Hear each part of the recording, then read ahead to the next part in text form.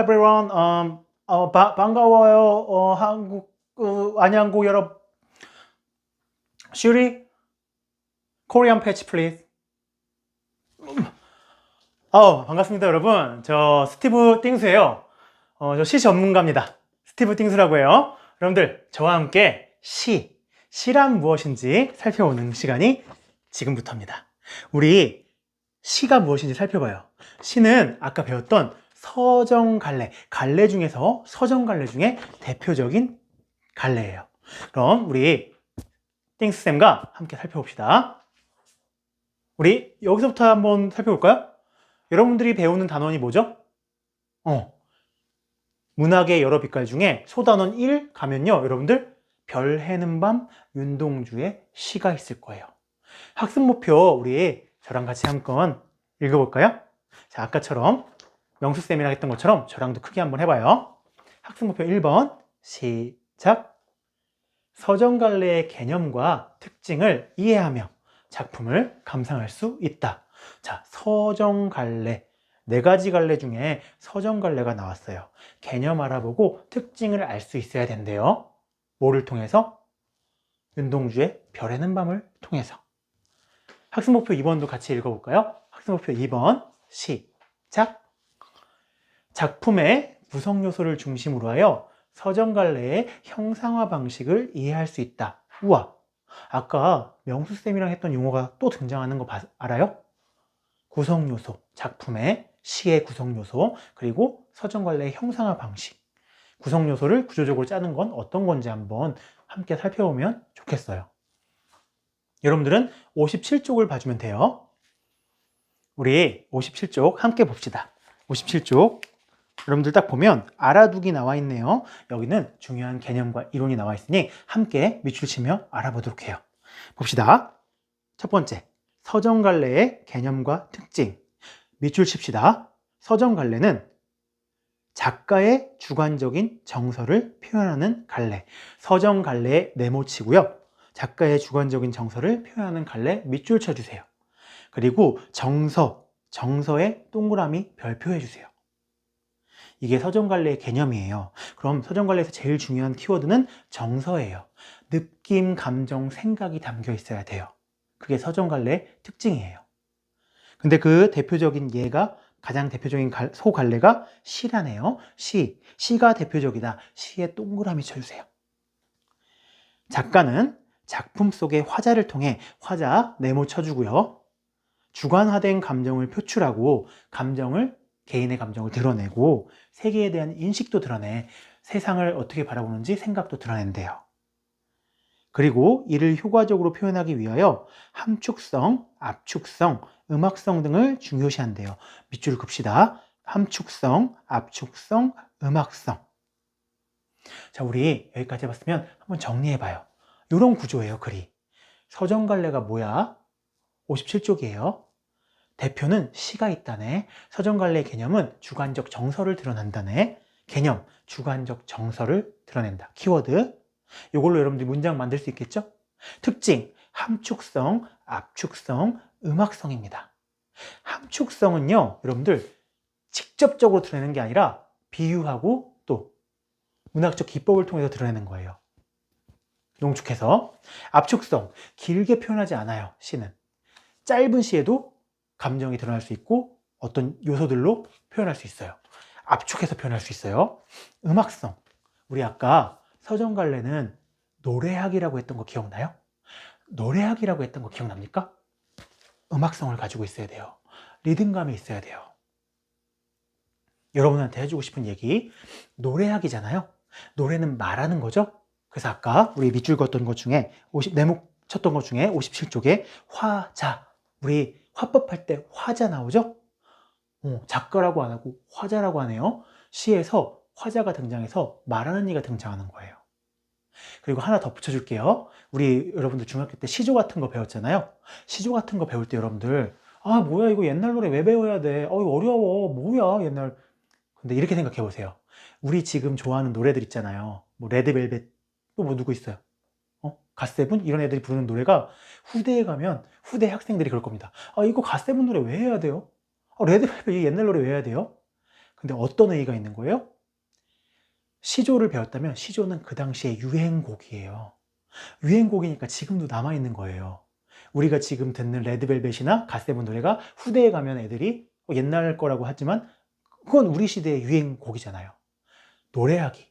그 당시에 유행곡이 남아있기 때문에 우리는 우리 민족의 공통된 특성이나 그때는 어떻게 노래를 불렀을까를 알아보는 거예요. 그럼 여러분들이 조금 더 쉽게 다가갈 수 있을걸요? 재밌게 다가갈 수 있을 거예요. 어때요? 스티브 땡스 시 전문가답죠?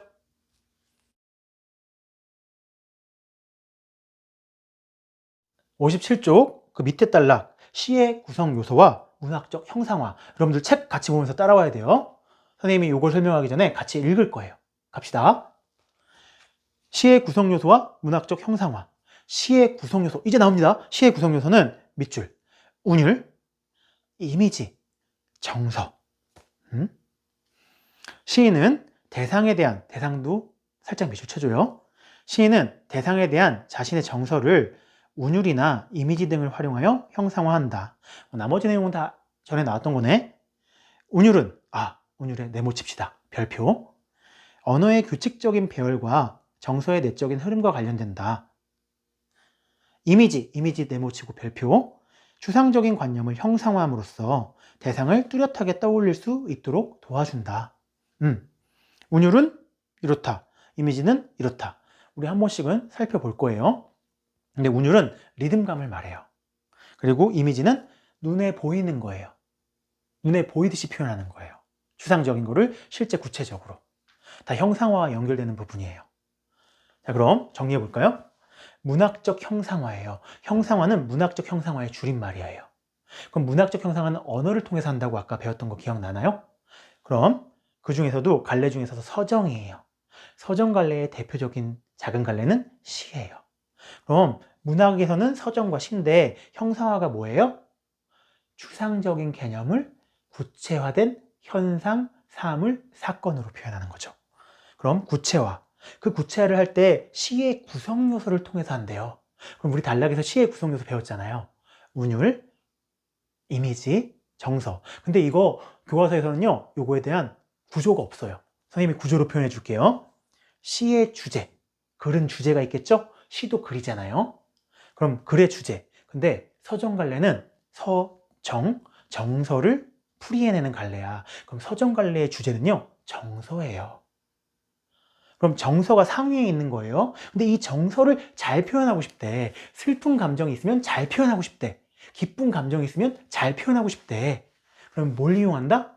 시의 구성 요소인 운율을 이용해서 정서를 극대화하거나 이미지를 이용해서 정서를 극대화하는 겁니다.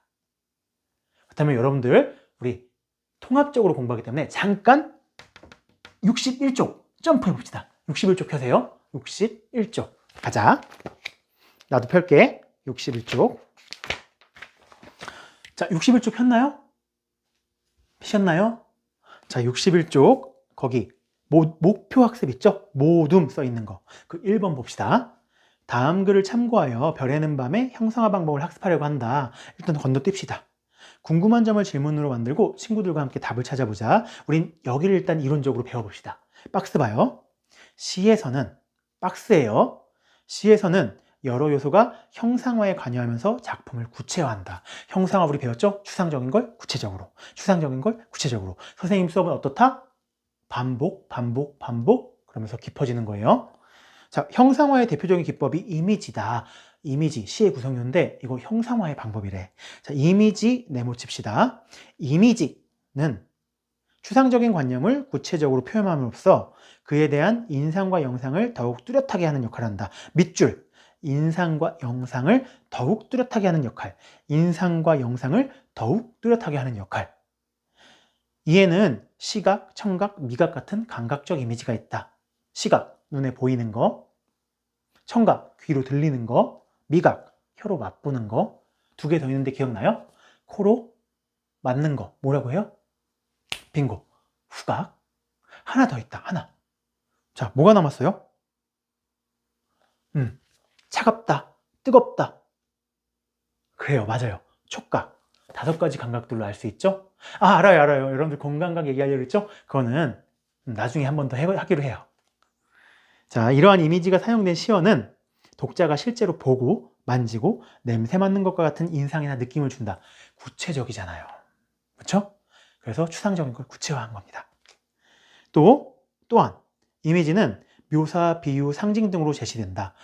눈에 보이듯이 그릴 수도 있고요. 비유, 직유법, 은유법 이런 것들을 사용할 수도 있고요. 상징, 예를 들면 이런 거죠. 비둘기는 평화의 상징이다. 어떤 구체적 사물로 추상적인 개념을 대표할 수도 있습니다. 여기까지가 이미지의 개념, 기능 같은 거예요. 여러분들 따로 선생님이 정리해 줄 수도 있지만 본문에 이미 설명이 나와 있다는 거예요. 자, 그 다음은요. 운율입니다. 운율, 네모치고 별표해도 좋겠죠? 자, 운율은 뭘까요? 밑줄 긋읍시다. 소리의 규칙적인 질서. 소리의 규칙적인 질서. 포인트는 규칙이에요. 규칙적인 질서가 있다는 거죠. 작품의 주제와 연결되어 의미를 강조하는 효과, 의미를 강조한다, 주제를 강조한다, 시에서 정서를 강조한다. 이외에 시의 어조나 반어, 역설 같은 표현 기법으로 형상화가 이루어지기도 한다. 자, 나머지 것들은 차차 할 거고 중학교에서도 배웠던 거예요. 근데 기다려요. 한꺼번에 할 필요는 없습니다. 그럼 여러분들 운율과 이미지가 시의 중요한 구성 요소라는 걸 확인했다. 그걸로 잘했습니다. 운율이 뭐고 이미지는 뭔지를 알면 되는 거죠.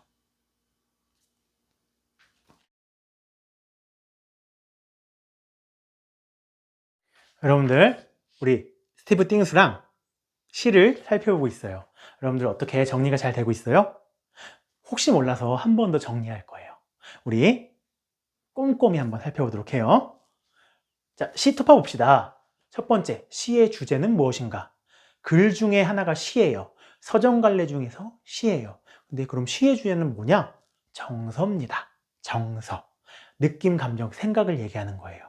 그럼 그 정서를 전달하는 게 내용일 거 아니에요? 그럼 의사소통도에서 또 한번 살펴볼 수 있어요. 그럼 화자가 나와요. 화자는 말하는 이에요. 선생님 왜 말하는 이에요? 아까 얘기했던 거 기억나나요? 노래하기잖아요. 서정갈래는. 노래를 하려면 말을 해야 되죠? 그래서 화자가 등장합니다. 여기서 하나 기억해 둡시다. 화자와 이 시를 쓰는 작가는 같을까요? 다를까요? 같다고 그러네. 다르다고? 자, 의견이 분분해요. 정리해 줄게요. 화자랑 작가는 같을 때도 있어요. 근데 대부분 다를 때가 많아요. 무슨 말이냐면 감정을 잘 전달하기 위해서 어떤 인물을 만드는 게 그게 화자입니다. 제가 작가예요. 근데 이별의 슬픔을 극대화하고 싶은 거야. 내가 지금 너무 슬픈데. 근데 그럴 때 이별의 달고 다른 뭐 그런 사람이 하는 것보다 첫 이별을 겪은 사람을 만들어가지고 그 사람의 목소리를 빌리는 게 낫겠죠? 그럼 더 아프겠죠. 이별이 반복된다고 아프지 않은 건 아니지만 그래도 첫 이별 하는 게 엄청나게 아플 거 아니에요. 그런 화자를 내세우면 슬픔의 감정을 더욱 잘 드러낼 수 있겠죠? 화자는 작가와 같을 수도 있지만 다른 경우가 많다. 화자 이퀄 작가 X예요.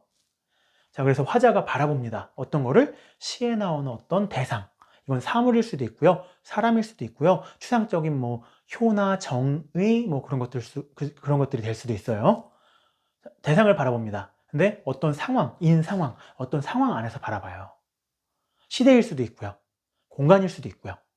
그러면 이 화자가 시에 말하는데 그걸 바라보면서 느낌, 감정, 생각을 갖습니다. 이게 바로 정서예요. 그리고 하나 더, 이 느낌, 감정, 생각을 가지면서 자신이 어떤 입장이고 어떤 자세고 어떤 행동을 하는 걸 결정해요. 그걸 우리는 태도라고 합니다. 그래서 시의 주제를 얘기할 때 5가지 구성 요소가 있어요.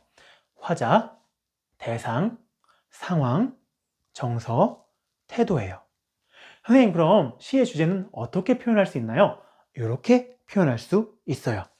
시의 주제, 별표 있죠? 화자가 어떠어떠한 상황 속에서 대상을 보며 느낀 정서나 태도예요. 그런데 이런 게 문제집이나 자습서에는 되게 멋들어지게 돼 있어요. 사랑의 인내와 고통, 뭐 이런 식으로 표현하는데 사실 그런 게 아니에요. 이렇게 표현하는 거죠. 여자가 이별 상황에서 남자를 바라보며 느낀 슬픔, 그리고 그거를 참지 못하고 우는 태도. 이러면 그게 아까 그 내용이랑 겹쳐지는 거예요. 되게 멋들어지게 표현했을 뿐이에요. 사실 여러분들이 시를 읽을 땐 이 정도로 표현하는 겁니다. 그 다음 가볼게요. 2번. 그럼 주제를 잘 드러내기 위해서는 시의 구성 요소를 잘 활용해야 된다고 우리 아까 배웠던 거 기억나요? 기억나요? 자, 그 구성 요소가 뭡니까? 1번. 운율. 리듬감 있게 표현했을 때 더 그게 와 닿겠죠. 줄글로 쓰는 게 아니라. 그죠? 그리고 두 번째, 이미지. 그런 이별 장면이나 어떤 그런 시 속에 담긴 장면들이 눈에 보이듯이 했을 때 훨씬 더 다가오겠죠? 정서가 더 부각되겠죠? 그래서 이미지. 두 개가 큰 축입니다. 시의 특성, 구성 요소 대표적인 거 두 개 뽑아라. 하나는 이미지, 하나는 운율이에요. 이제 정리되셨나요?